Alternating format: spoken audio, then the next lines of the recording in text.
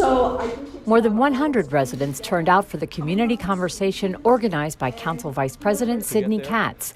This North Potomac community has seen an increase in crime in recent months. Someone was trying to break the door, and then at that time I screamed. It just came out of my, inside. And local leaders and police representatives took time to listen and consider those concerns. We decided the best way to have a discussion is to have a discussion. So we invited the police to be here so that they can hear directly, that the neighbors can hear directly from the police can hear directly from the neighbors, and then we'll have we'll know exactly what's going on, and they'll know the statistics and everything else associated with it. We're very happy to be here talking to you and hearing what you have to say.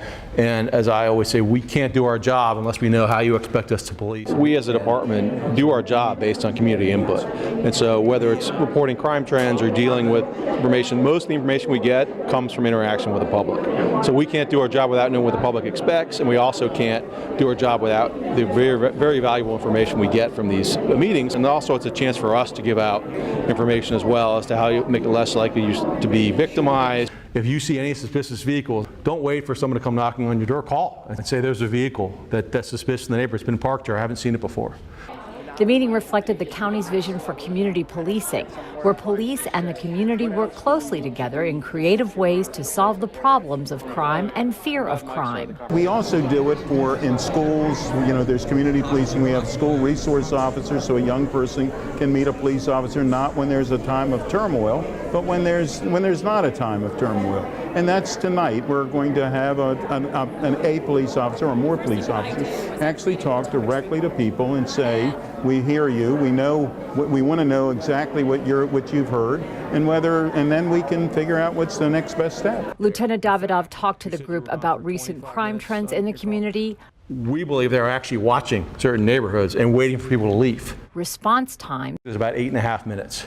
And how they staff and respond to calls. We have 1.2 officers per 1,000 people.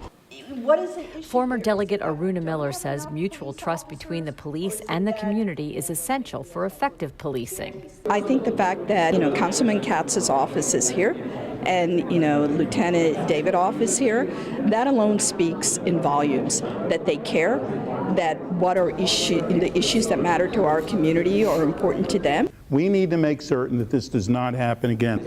And I think it's about building this trust with law enforcement as well as legislators, so the community knows that the government is here, for the people, by the people, and that's what it's all about. Councilmember Katz says he plans on talking with police to discuss the issues raised at the meeting, and he will return for a similar forum in the fall.